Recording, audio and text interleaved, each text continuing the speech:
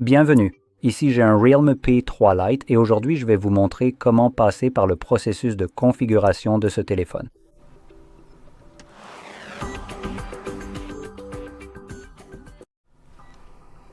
Donc, lorsque vous l'allumez pour la toute première fois, vous devriez voir le même écran que celui affiché de mon côté, et ici nous allons simplement cliquer sur la flèche, puis vous devrez choisir la langue de votre choix. Je vais choisir l'anglais, mais disons, pour l'exemple, l'Australie. Ensuite, nous pouvons passer à la page suivante et sélectionner notre région. Maintenant, je vous recommande de changer votre région pour un pays de l'Union européenne, même si vous n'y êtes pas, car si j'ai bien compris, même si je ne l'ai pas encore testé, puisqu'il n'y a rien à tester pour l'instant, cela obligera les entreprises à respecter les lois de l'Union européenne, par exemple. Si une entreprise comme Apple est obligée de se conformer à l'Union européenne en ouvrant son écosystème à d'autres boutiques alternatives, pour que vous ne soyez pas forcé d'utiliser uniquement l'App Store d'Apple, ils ne s'y conformeront qu'en Europe, évidemment. Ils ne relâcheront certainement pas leur emprise de fer sur les États-Unis. Vous allez continuer à vous faire avoir car ils doivent faire des milliards de dollars par an d'une manière ou d'une autre. Donc, en sélectionnant que vous venez d'Europe, comme la Pologne, cela les obligerait théoriquement à vous permettre d'utiliser des boutiques tierces, vous donnant évidemment le contrôle sur l'endroit où vous téléchargez vos applications, sur les commissions et ce genre de choses. Si certaines boutiques proposent de meilleures offres que l'App Store, vous pouvez les utiliser et bien sûr, tous les droits des consommateurs associés à ce système, ils seraient également obligés de s'y conformer. Donc, je vais choisir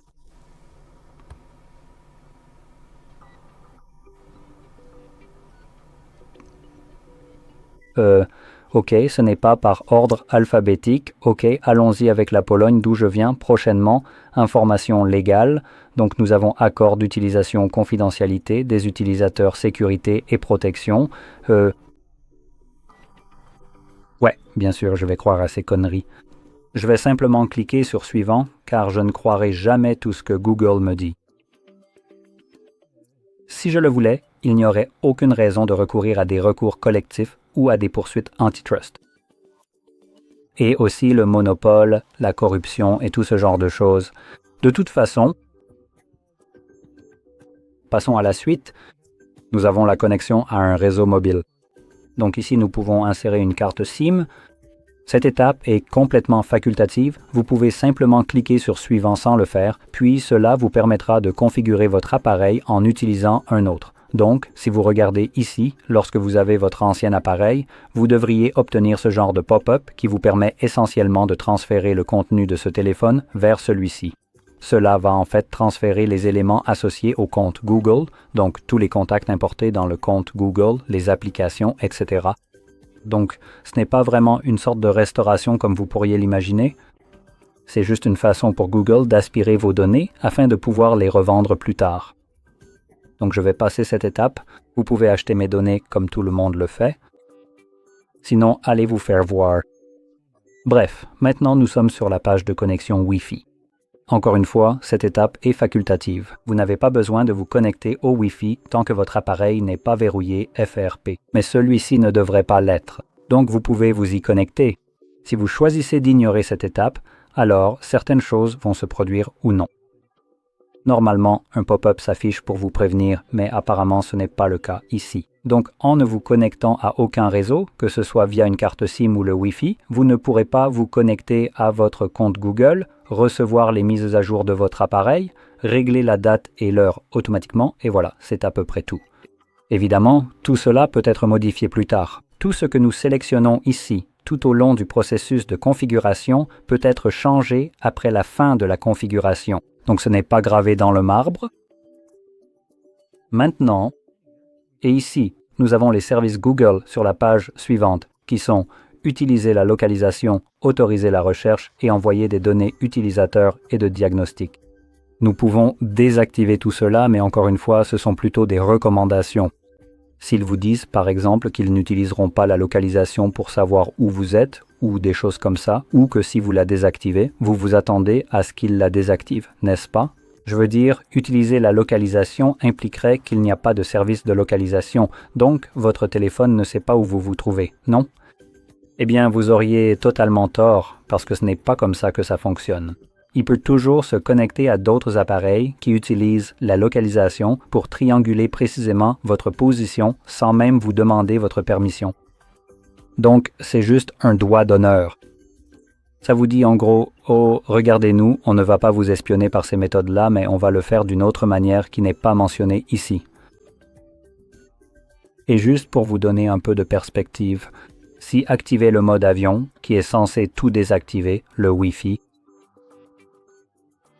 les données mobiles, la connectivité cellulaire et d'autres choses de ce genre, cela voudrait dire que cet appareil devrait être complètement éteint.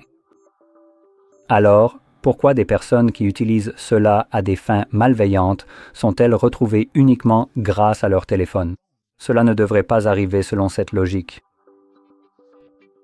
Breaking news, c'est parce que votre téléphone n'arrête jamais d'envoyer des données, même si vous lui avez expressément demandé de le faire.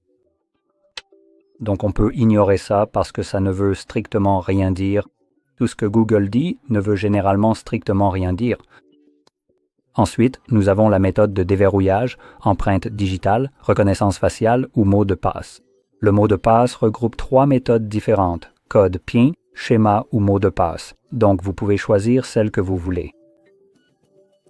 Maintenant, si vous prévoyez d'utiliser l'une des 2 premières méthodes, comme la reconnaissance faciale ou l'empreinte digitale, il vous sera toujours demandé de choisir un code PIN, un schéma ou un mot de passe.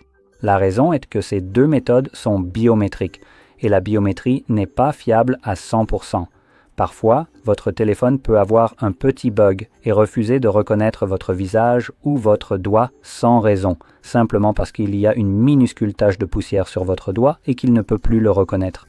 Donc, si vous essayez de déverrouiller votre appareil trop de fois avec cette petite tache sur votre doigt, évidemment, vous ne pourrez plus utiliser cette méthode.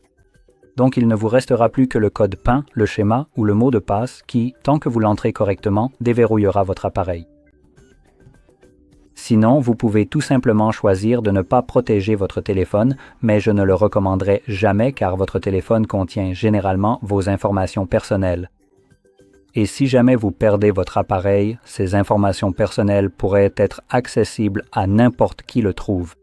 Il vaut donc mieux que vous protégiez réellement votre appareil. Maintenant, je vais être de ceux qui vous disent de faire quelque chose et puis fait exactement le contraire. Mais je n'utiliserai pas cet appareil, donc ce n'est pas vraiment important, mon téléphone est protégé. Ensuite, je vous le recommande. Donc, nous avons la mise à jour automatique, les fonds d'écran de nuit, découvrir une histoire captivante. D'accord, donc celui-ci, je ne pense pas que ce soit le carrousel de fond d'écran ou... Ah non, c'est bien ça. Donc c'est un carrousel de fond d'écran. Étonnamment, ils ont changé le nom parce que le carrousel de fond d'écran est une telle merde que je dis toujours de le désactiver. Donc, le carrousel de fond d'écran te propose les fonds d'écran les plus pourris que tu puisses imaginer. Des trucs comme des murs en briques, des paniers de fruits, une femme de ménage en train de nettoyer et d'autres choses du genre. Donc je préfère ne pas avoir à expliquer à des inconnus ou à mes amis pourquoi j'ai bordel une femme de ménage au hasard en fond d'écran. Et puis à chaque fois que j'appuie sur le bouton d'alimentation, ça disparaît comme si j'essayais de le cacher, tu vois. Donc je recommande de désactiver ça. Maintenant, ils l'ont changé juste en fond d'écran pour supprimer complètement ce genre de, tu sais, cette idée que « Oh non, c'est un carrousel ». Non, c'est juste un fond d'écran. Enfin, ouais, ce sont des fonds d'écran complètement aléatoires, ça aurait été un nom plus approprié, et si tu cliques dessus, tu vois qu'il essaye de l'activer. Donc le carrousel de fond d'écran s'appelle comme ça ici, donc je vais le désactiver. Je préfère ne pas avoir à m'expliquer auprès des autres sur pourquoi j'ai une femme au hasard sur mon fond d'écran, et puis ça disparaît simplement la prochaine fois que j'appuie sur le bouton d'alimentation. Bref, passons à la suite, on a l'intelligence, les services de recherche, la recherche globale, les programmes d'expérience utilisateur et d'autres trucs inutiles. Vous pouvez lire ce que c'est, les activer ou les désactiver. Encore une fois, à prendre avec des pincettes quant à leur réelle utilité. En général, vous n'aurez pas accès aux choses que vous désactivez, ça c'est sûr. Mais bon, de toute façon, on va continuer Allez, on y va. Voilà, c'est bon. Et il semble que cela termine la configuration. Alors, lançons-nous.